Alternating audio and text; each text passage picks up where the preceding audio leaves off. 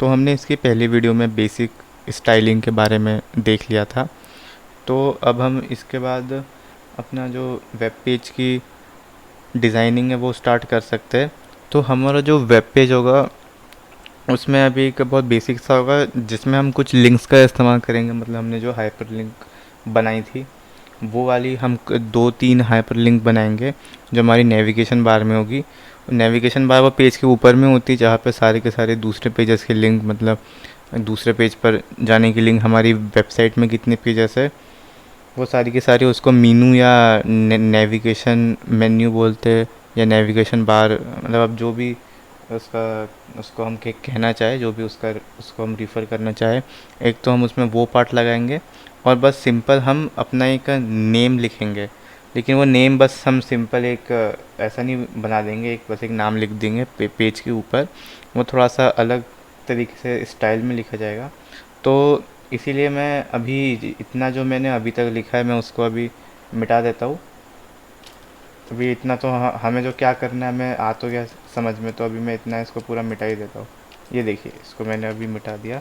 तो अब मैं, जैसे कि मैंने आपको बताया, सबसे पहले मैं यहाँ पर एक डिव बना रहा हूँ। डिव क्लास, इसको मैं क्लास दे देता हूँ मेन। आप थोड़ा सोच कर ही क्लास दीजिएगा जो आपको खुद भी ध्यान में रहे कि आपने कौन सी क्लास किसको दी थी। अब मैंने यहाँ पर डिव क्लास मेन बना लिया। अब इसके अंदर ही हम अपने सारे के सारे काम करेंगे। तो इसके लिए मैं एक और डिव में क्लास बना लेता हूँ, हेड, हेडर स्लैश डिव। ठीक है, हमने डिव के अंदर एक और डिवीज़न बना दिया, हेडर। ठीक है, तो अब इसके बाद हमारा यहाँ पे हेडर के अंदर आना चाहिए अपना h1 नेम। यहाँ पे आप अपना नेम लिख दीजिएगा। मैं बस यहाँ पे ब्रैकेट में नेम नेम करके छोड़ रहा हूँ, आप अपना नेम यहाँ पे लिख दीजिएगा। तो फिर नेम, अभी मैं इसको मैंने सेव कर लिया है। इसको अगर मैं ओपन करूँ, बस यहाँ पे आपको अभी अपना नेम जो हमने h1 में लिखा है वो दिख रहा है। तो इसके बाद हम अभी ये करते हैं कि इसको अपना जो नेम है, हेडर में अपना जो नेम है इसको हम से सेंटर में कर देते हैं जो हमारी हेडिंग होगी। तो ये क्या हेडर में है, तो मैं डॉट लगा के हेडर लिख देता हूँ। हेडर में h1 होगा text align, text dash align centre.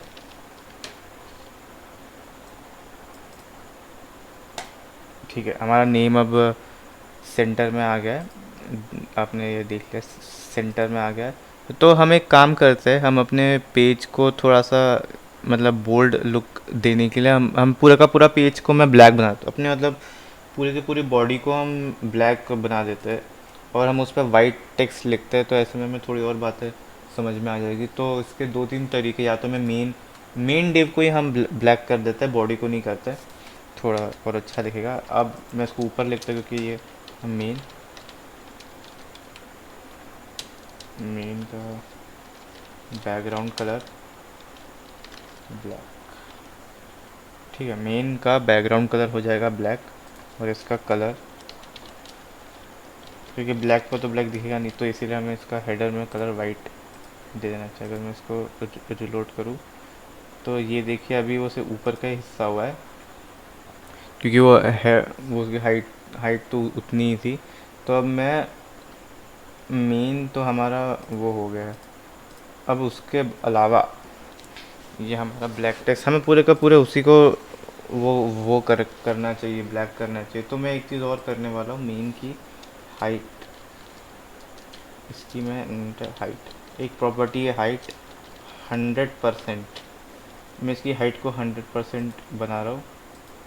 तो ये देखिए अब ये पूरा का पूरा ब्लैक। ये कैसे हुआ, क्योंकि मैंने जो मेन हमारा डेव है मैंने उसकी हाइट 100% कर दी। मतलब इससे इससे फ़र्क नहीं पड़ता कि अब उसमें हमने कितना कंटेंट लिखा है, वो हमेशा 100% ही रहेगा। मतलब ये पूरा पेज को फिल्ड ही रहेगा। तो देखिए हमने जो वाइट नेम लिखा, और हम नेम का फ़ॉन्ट भी चेंज कर देते, थोड़ा सा ऑड लग रहा है। तो उसके लिए अब आप बोलेंगे कि इसमें कौन से कैसे फ़ॉन्ट चेंज होगा, तो आपको उसके लिए एक प्रॉपर्टी है font family, ARIAL, Arial font. वैसे अब आप बोलेंगे कि कितने कितने फ़ॉन्ट अवेलेबल है फ़ॉन्ट फैमिली में। मैं आपको बताऊँ तो गिनती के 5 या 6 ही फ़ॉन्ट अवेलेबल होता है एक्चुअली, जिनको हम बोलते हैं वेब सेफ फ़ॉन्ट। ये इनको हम वेब सेफ फ़ॉन्ट इसीलिए बोलते हैं क्योंकि ये ब्राउज़र में अब जब इंसान जो यूज़ कर रहा है तो उसके कंप्यूटर में वो फ़ॉन्ट इंस्टॉल्ड है कि नहीं ये भी तो होना चाहिए, तभी तो फ़ॉन्ट दिखेगा। तो ब्राउज़र अपने आप में कुछ फ़ॉन्ट इंस्टॉल करके रखता है, तो जो एरियल फ़ॉन्ट है वो ज़्यादातर कंप्यूटर में इंस्टॉल्ड होता ही है। तो मैंने इसीलिए एरियल यूज़ कर लिया, और ये काफ़ी स्टैंडर्ड भी दिखता है, साफ़ दिखता है थोड़ा। ये देखिए, मतलब वो टाइम्स न्यू रोमन से तो जो है नेम थोड़ा बेटर, मतलब ये अभी थोड़ा बेटर ही दिख रहा है अपना एरियल जो जो हमने लिखा था। तो ठीक है, यहाँ पे अपना नेम आ जाएगा। उसके बाद हमें यहाँ पे 3-4 लिंक्स भी देनी चाहिए। तो यहाँ पे हम उसके आगे लिख देते लिंक अपनी हाइपर रेफरेंस। यहाँ पे आ जाएगा about dot H T M L. अभी about dot H T M L हमने बनाया नहीं है, अभी हम बना लेंगे। इसको हम लिख देते कि ये अबाउट है। इसको मैं डुप्लीकेट कर देता हूँ, डुप्लीकेट में आ जाएगा अबाउट के बाद अबाउट कॉन्टैक्ट। यहाँ पे मैं भी लिख देता हूँ contact, about and contact dot H T M L. इसको मैं रिलोड करता हूँ। ये देखिए, ये भी साइड में आ गया और ये आया भी ब्लू ब्लू कलर में। तो अब ये ब्लैक पर ब्लू एक्चुअली साफ साफ दिख नहीं रहा। तो हम एक काम करते हैं, इसको भी हम एक अलग डिव के अंदर रैप कर देते हैं। इसको मैं अलग डिव में रैप करो, डिव बना रहा हूँ मैं क्लास नैव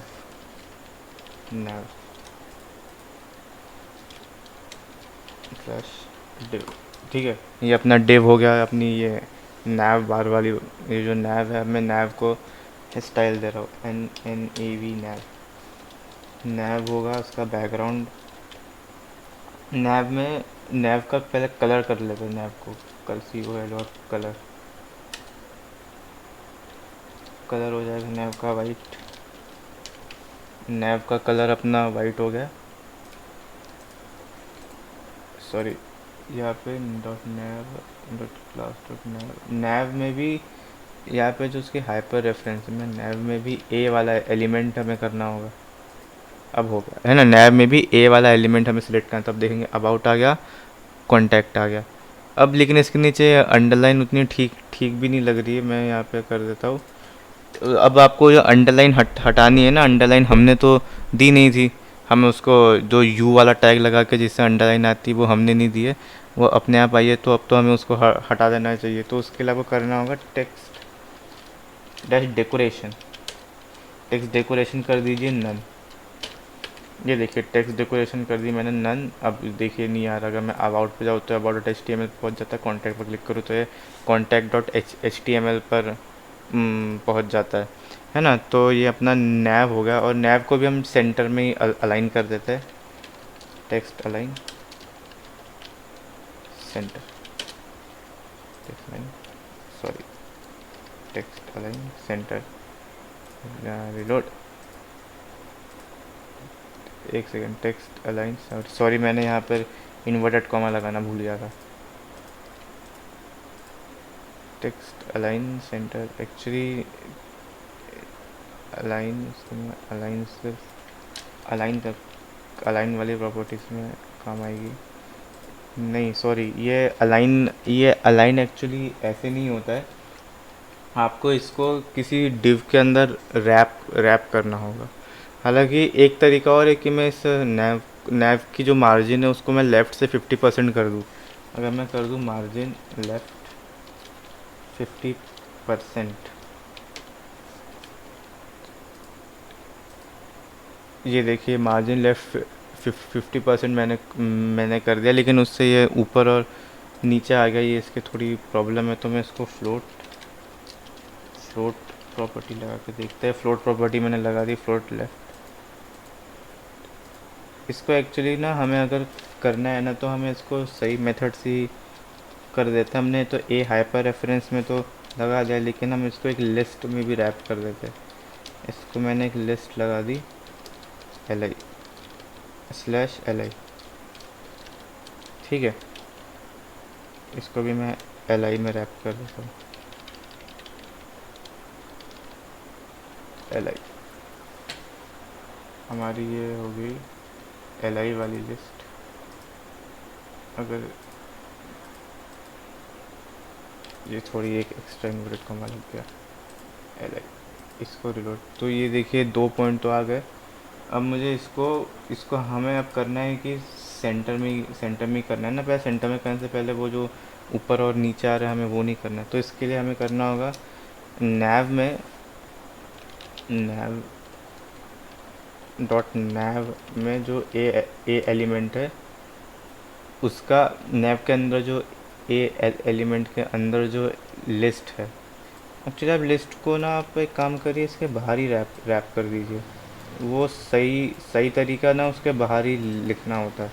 इसको मैं बाहर ही हम कर देते LI LI।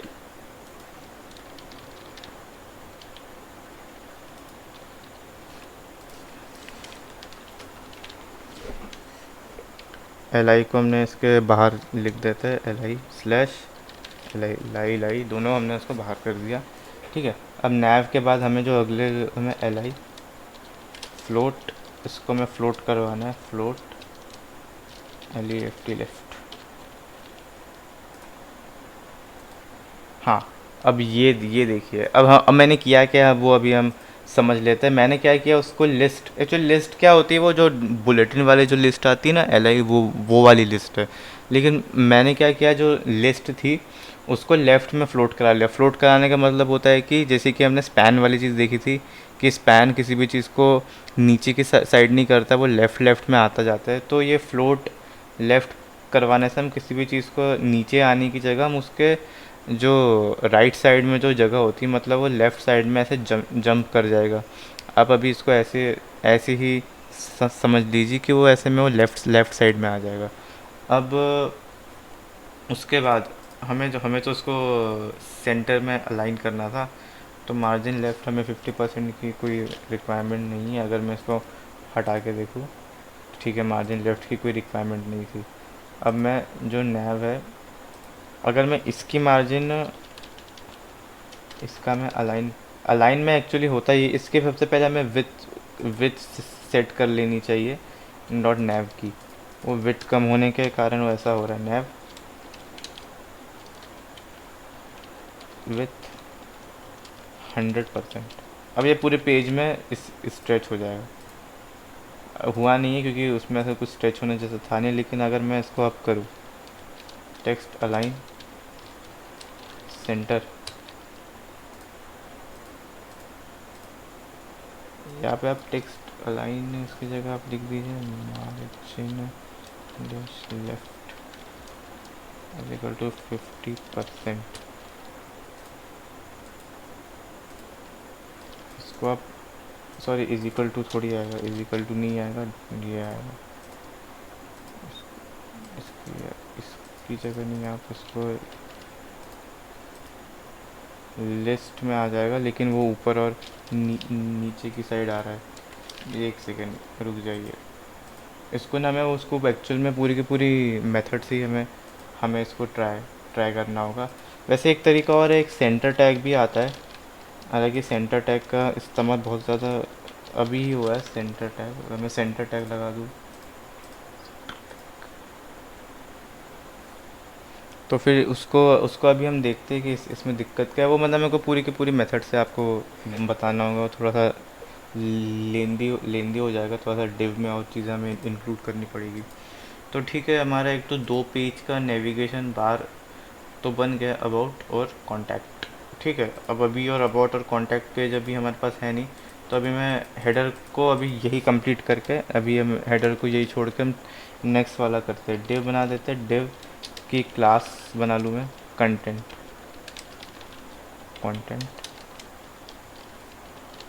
ठीक है। अब डिव जो हमारा कंटेंट होने वाला है, उसमें उसके अंदर हमारा जो भी हमारी इन्फॉर्मेशन होगी हमारे फ्रंट पेज के, वो हम लिख देते हैं। तो एक छोटा सा पैराग्राफ इंक्लूड कर लेते हैं। ठीक है, हमने एक छोटा सा पैराग्राफ इंक्लूड कर लिया है। क्या क्या लिखेंगे हम पैराग्राफ में, ये कि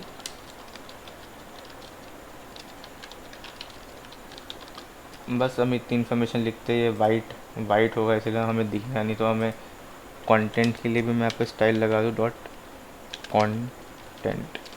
कंटेंट कलर, इसका भी कलर हम वाइट कर,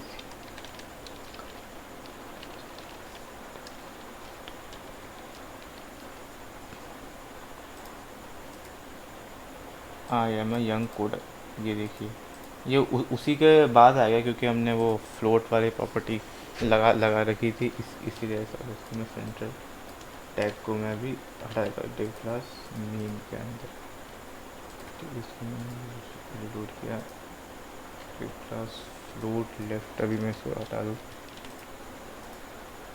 contact I am a young coder, ठीक है। तो ये तो हो गया, I am a young coder. उसके बाद हम इसको भी सेंटर में कर दें। मैं सेंटर टैग लगा के देखता हूँ, सेंटर